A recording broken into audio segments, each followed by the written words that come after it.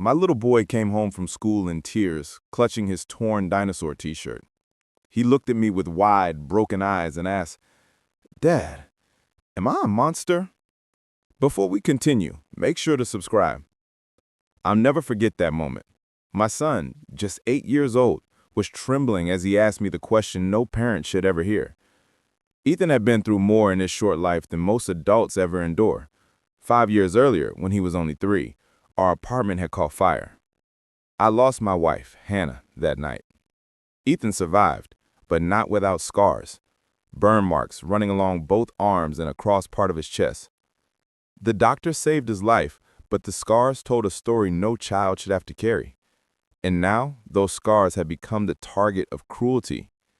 At his new school, kids whispered behind his back, avoided sitting next to him, and stared at his arms like he was something strange. But it wasn't until one boy, Tyler Thompson, took things further that Ethan began to break down. That night, while I was helping Ethan with his math homework, he blurted out that terrible question. "Dad, am I a monster?" I froze. My heart dropped into my stomach. "What? Buddy, why would you say that?" He lowered his eyes. "Tyler says I look like one. He says that's why Mom died, because monsters can't have normal families." I could barely breathe. The fury rising inside me was like nothing I'd ever felt, but I forced myself to stay calm, for Ethan's sake. "Ethan," I said firmly, kneeling down so I could look him in the eyes, "you are not a monster. You are strong. You are brave. You are the best son any father could ask for. Those scars, they don't make you less. They prove that you survived something terrible. They show how tough you really are." He tried to nod, but the doubt in his eyes crushed me. My words weren't enough. And the bullying didn't stop. The next few weeks, things only escalated. Tyler started calling Ethan the burn kid, spreading rumors that his scars were contagious. Other children joined in. Ethan began waking from nightmares again, the same kind he had years ago after the fire. He begged me not to make him go to school. I did what any parent would do. I went to the school for help. Ethan's teacher, Mrs. Alvarez, was kind but overwhelmed. "I've spoken with Tyler," she told me, "and I've contacted his parents, but, well, Tyler's going through a lot at home. His father, he has some personal struggles." She wouldn't say more. Then I met with the principal, Dr. Norris. She assured me the school had programs, assemblies, peer mediation, all the usual jargon. But weeks went by, and nothing changed. Tyler only grew bolder, like he'd figured out there would be no real consequences. The breaking point came one Friday afternoon when Ethan walked through the door, his favorite dinosaur shirt ripped down the middle. "Tyler grabbed it at recess," he whispered, holding back tears. "He said, 'Monsters don't deserve nice things.'" That was it. That night, after Ethan had finally fallen asleep, I made my decision. If the school wouldn't protect my son, I would. The next morning, I found the Thompson family's address in the school directory and drove across town. The house was small, the yard unkempt, paint peeling from the siding. A pickup truck sat in the driveway and a tarp covered a motorcycle in the garage. I walked up to the front door, fists clenched, rehearsing in my head what I was going to say. I wasn't there for a fight. I was there to make Tyler's parents understand the pain their son was inflicting, to tell them they had to take responsibility, to demand it. I knocked. The door creaked open and a tall man in his 40s stood before me. Gray streaked his dark hair, and there was a heaviness in his eyes, the kind you only see in people who have carried too much for too long. His forearms bore faint scars, and he moved with careful stiffness of someone still healing from old injuries. "Can I help you?" His voice was cautious, guarded, but not hostile. "Are you Tyler Thompson's father?" I asked. "I am. Gene Thompson." "And you are?" "Jeremy Walsh. My son Ethan is in Tyler's class." Recognition flickered in his eyes, followed quickly by something else. Resignation. He said quietly, "I think you know why you're here." Then stepping back, "Come in." Inside the house was clean but sparse. Functional furniture, a few family photos on the mantel. In the recent ones, I noticed that Tyler was always pictured with just his dad. No mother. Coffee? He offered. This isn't a social call, I snapped, struggling to keep my voice straight. Your son has been bullying mine, making his life miserable. The school isn't doing anything about it. Gene's shoulders slumped. He said softly, I know. I've been trying to help Tyler, but he's angry. We've both had a rough couple of years. A rough patch doesn't give him the right to torment my son, I shot back. My voice was rising despite myself. Do you even know what he's been saying? He calls Ethan a monster because of his scars. He tells him his mother died because of it. Gene's face went pale, like I had just struck him. What? What did you say? His voice was barely a whisper. You heard me, I said bitterly. Your son is tormenting an 8-year-old who has already been through hell. Gene ran his hand through his graying hair, visibly shaken. I didn't know. I swear to you, I didn't know he was saying those things. I knew there were problems, but his voice broke. This is worse than I thought. But then he asked a question that caught me completely off guard. You said scars. What kind of scars does your son have? I froze. Burn scars. On his arms and chest. He was in a fire when he was 3. Gene went very still. Too still. Would you mind if I saw them? The scars? His voice carried something I couldn't place. Desperation? Suspicion twisted in my gut. Why does that matter to you? Please, he said, his voice breaking. I need to see. Against my better judgment, I pulled out my phone and opened a recent picture of Ethan at the beach. His arms and shoulders were bare, the scars clearly visible.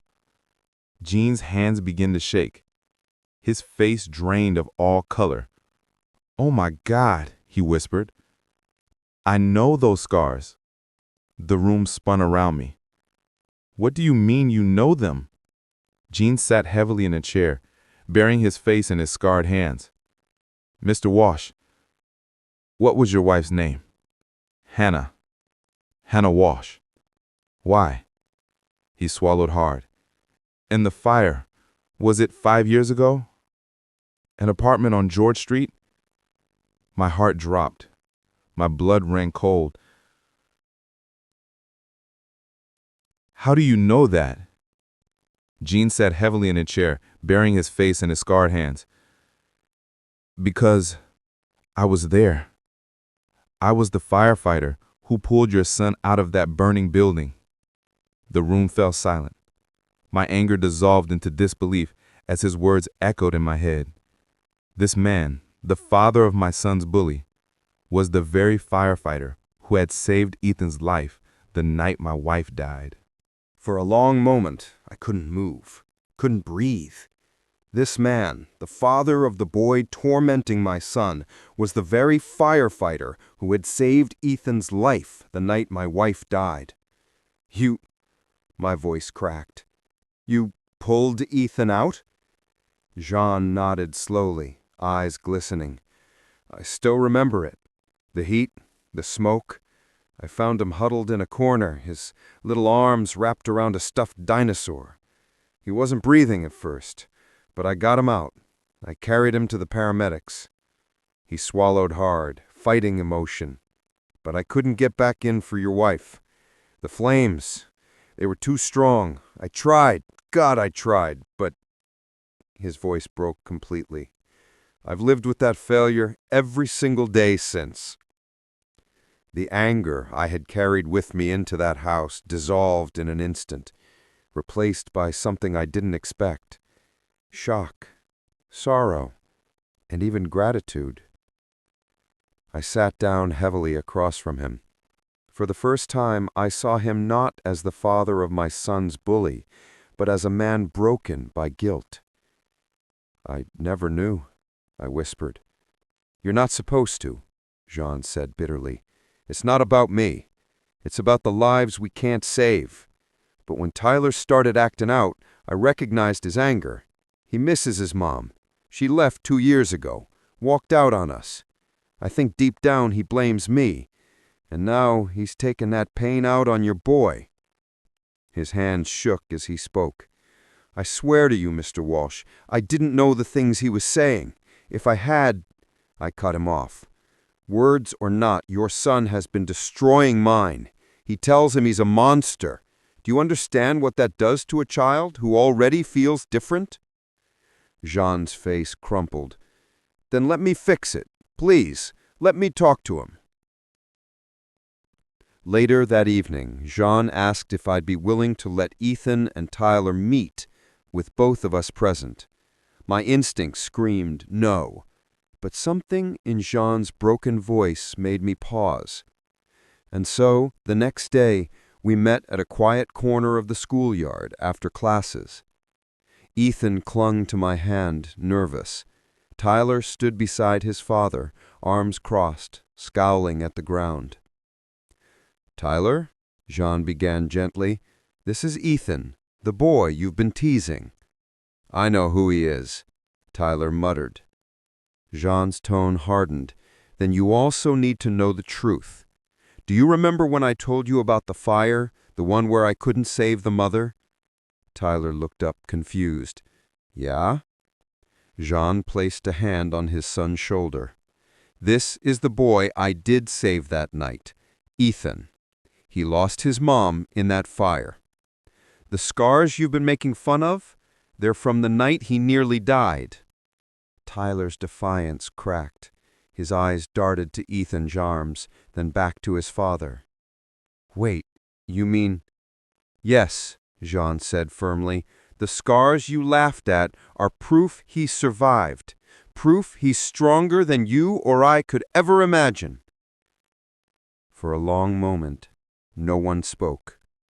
Then, to my astonishment, Tyler's face turned red, not with anger, but with shame. I didn't know, he mumbled. His voice trembled. I was mad about Mom. I thought making someone else hurt would make me feel better. He looked directly at Ethan. I'm sorry. Ethan hesitated, looking up at me. His eyes were still full of hurt, but also something else. Curiosity. It's okay, Ethan whispered finally. I know what it's like to miss your mom. The two boys stood there, awkward and unsure, but for the first time, the wall between them seemed to crack. Over the next few weeks, something remarkable happened. Tyler stopped tormenting Ethan. Slowly, almost reluctantly, he began talking to him. And then, one afternoon, Ethan came home with a smile I hadn't seen in months. Dad, he said excitedly, Tyler asked if I wanted to sit with him at lunch. We even traded half our sandwiches. I couldn't help but laugh. Kids. Sometimes they heal faster than adults ever could. Months passed, and our families grew closer. Jean and I began to talk more, not just about the kids, but about life, about grief, about carrying guilt. He told me he still dreamed about the fire, about the faces he couldn't save. I told him I still woke up reaching for Hannah. Somehow, sharing those burdens made them lighter. One evening, as Ethan and Tyler played video games in the living room, Jean and I sat on the porch. He turned to me, his eyes heavy with something that looked like peace. You know, he said quietly, for years I thought that night was nothing but failure. But seeing your boy here, laughing, living, maybe it wasn't. Maybe saving him was enough. I looked through the window at Ethan, my boy, alive, smiling, and then back at the man who had carried him out of hellfire. You didn't just save him, I said softly. You saved me, too. For the first time in years, I meant it. Sometimes life twists in ways we can't explain. A firefighter who thought he had failed discovered he had saved more than one life that night. A boy who carried scars found strength, friendship, and even forgiveness. And a father who thought he was alone in his pain discovered he was not alone at all.